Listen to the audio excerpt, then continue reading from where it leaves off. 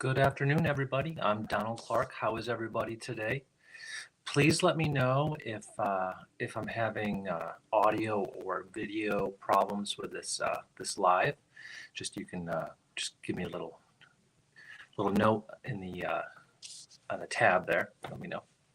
I hope all is well and welcome to spring. And it sure has been nice. Boy, did we get hammered with some rain this week. It was pretty brutal with some flooding and but you know what they say, April showers bring May flowers. So we're pretty stoked on that. So today I wanted to talk a little bit about the the benefits or advantages of acupuncture in labor and delivery, and also pre-labor and delivery, right? And it doesn't acupuncture helps in so many ways, and it helps a tremendous amount in preparing the body for labor and delivery. We can often stimulate labor with acupuncture, but even without stimulating labor, we can also help ripen the cervix per se, and help increase endorphins and oxytocin, which are all going to help promote the body to go into labor and delivery. Obviously, we're not going to do it early in the pregnancy, but once you get past 38 weeks, then we can start to do some things that can help facilitate this, and it's very safe and very effective. And so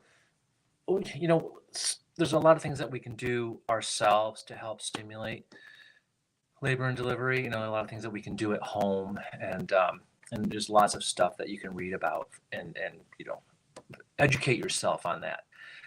But what we would do right around 36 weeks is we would start to increase levels of endorphins and oxytocin, which will help to do two things.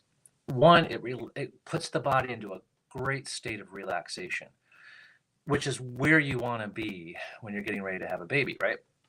You don't want high stress, right? So if you have a higher state of relaxation, you're going to have, your body's just going to start to transition naturally with or without acupuncture, right? Babies have been being born forever, and that's how it is. It's going to continue to be that way. But what we can do is sometimes, women have a history of prolonged pregnancies, right? And someone once told me every C-section is a well-needed C-section, and that's true. That C-sections aren't just done because they're fun to do. It's usually somewhat of an emergency, and it needs to happen. So if you are progressing naturally without problems, then acupuncture and natural stimulation is the way to go.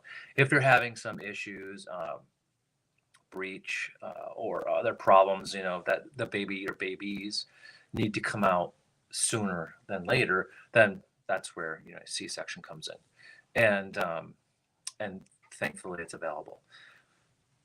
But once you get into 36 weeks, then you can start to do some stuff at home naturally. But you can also acquire the services of an acupuncturist, and an acupuncturist can also walk you through this. And what we would do is we would take you to a higher state of relaxation, which is going to help with oxytocin, and that's going to help soften and ripen the cervix. And as you get closer to your due date, we're gonna be a little bit more aggressive with our needle stimulation, which is also going to help with contractions, right? So now we've softened the cervix, and now we're going to help begin contractions, and you can do a lot of that at home, and we can do that here with acupuncture.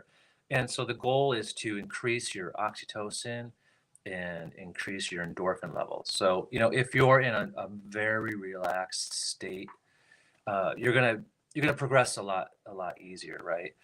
If you're in a high stress, high adrenaline, state, you're gonna go slower, right?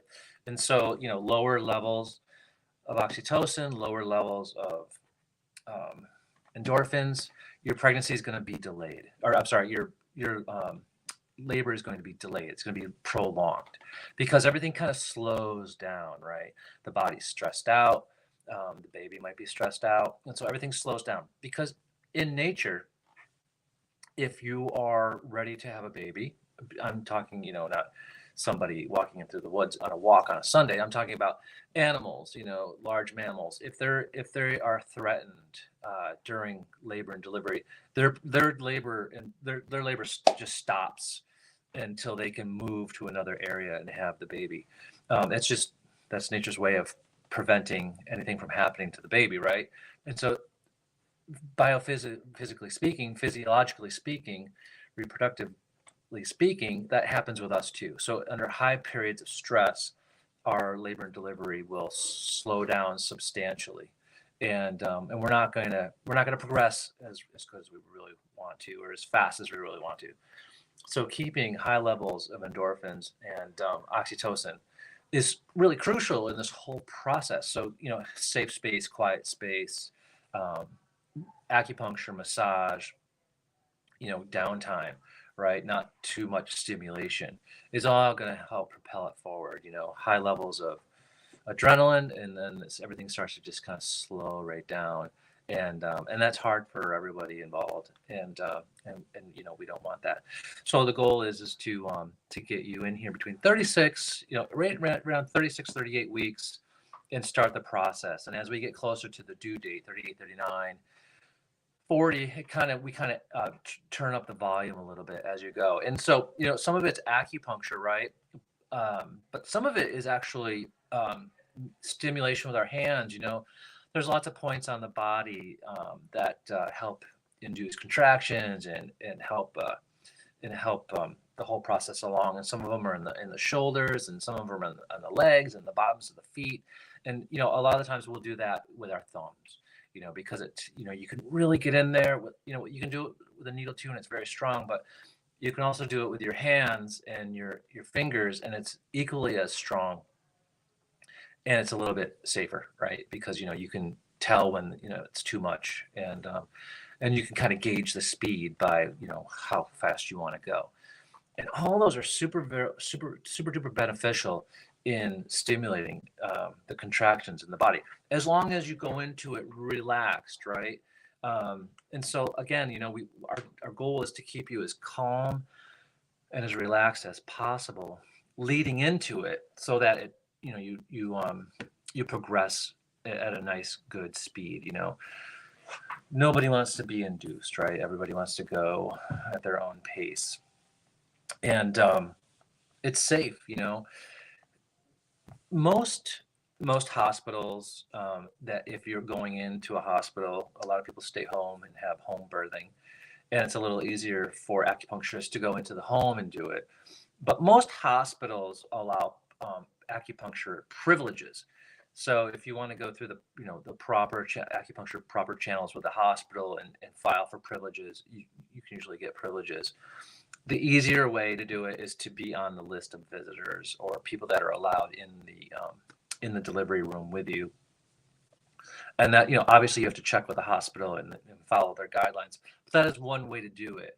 And it's yeah, finding an acupuncturist that is open to it and that is willing to get up at 11 o'clock at night and go right into the hospital is important too. You don't want someone saying, oh, you know what, I only do it from 9 a.m. to 7 p.m. I'm sorry. So if you're going to find an acupuncturist, make sure you interview them, right? Make sure they're qualified, and make sure they're with you the whole way. And so just don't think that you just can't have someone because you're going to the hospital, but you can. And if that's something that you really want, obviously, if that's something you're considering, then you might want to try to find an acupuncturist earlier than the due date, or when you go into labor, right? And so that way you can kind of get a gauge on who you want, right? You want to be able to work with a person specifically. And that's the same. I mean, that's the case all over the country, I do believe. Where all the privileges are the same, and you can go in and talk to the midwife, or talk to the doula, and they can also help facilitate that.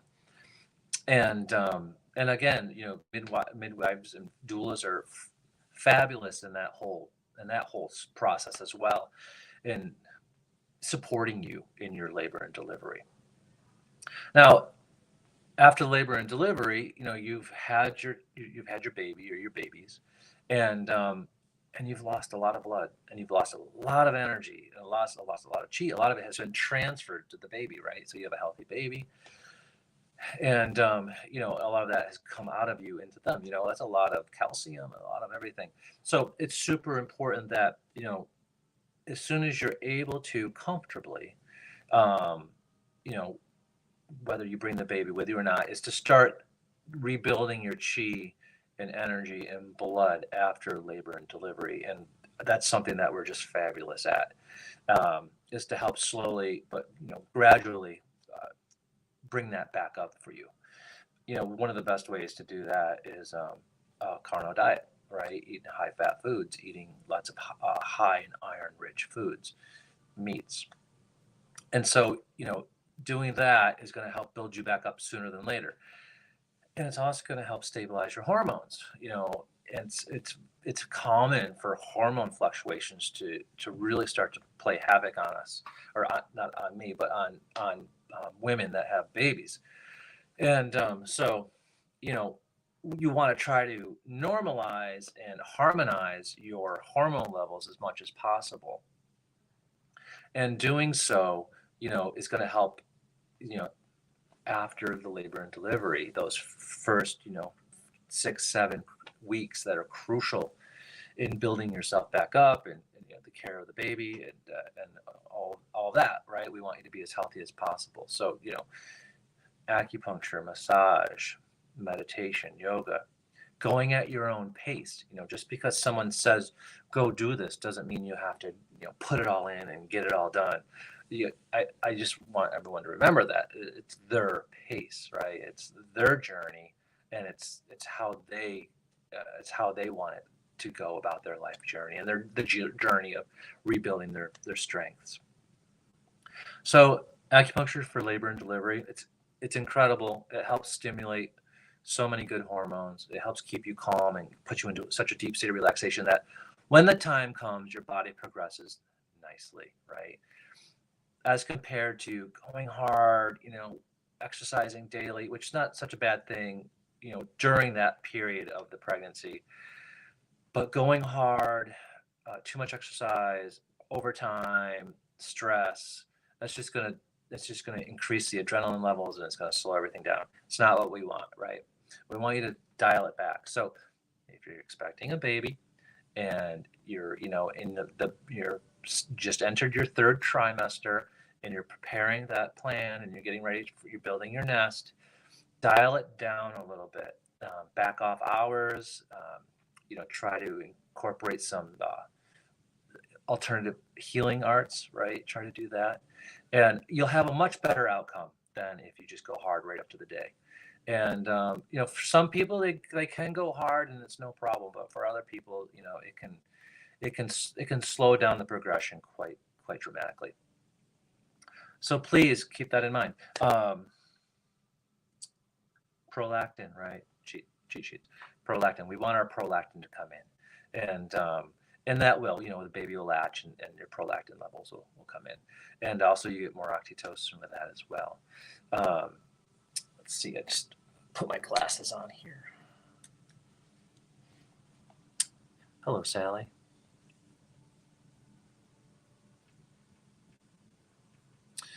So, Sally, the question was, what kind of acupuncture is best to increase your pregnancy? Well, obviously, there's kind of a two-pronged question. Acupuncture for pregnancy can vary depending on what is going on with you, and if you're very healthy, and your hormones are stabilized, and your menses are normal, then simple acupuncture to keep you in a deep state of relaxation, help build follicular development and lining and all that is pretty straightforward. All acupuncturists do it. Now, if there's something, that's more specialized, then you might need to see someone who's a little more specialized in that. As far as electroacupuncture, electroacupuncture is a standard protocol treatment for fertility treatments. So it's not out of the ordinary for that to occur. It depends on your acupuncturist and what kind of protocols they're using at the time. Some people use electroacupuncture, some people don't use electroacupuncture. Some people like electroacupuncture, some people do not like electroacupuncture. So at the end of the day, it comes down to how you feel with your acupuncture appointment. If it stresses you out and you don't like it, it's not doing any good. If you feel as if you are benefiting from it and you're much more relaxed, then that's what you want.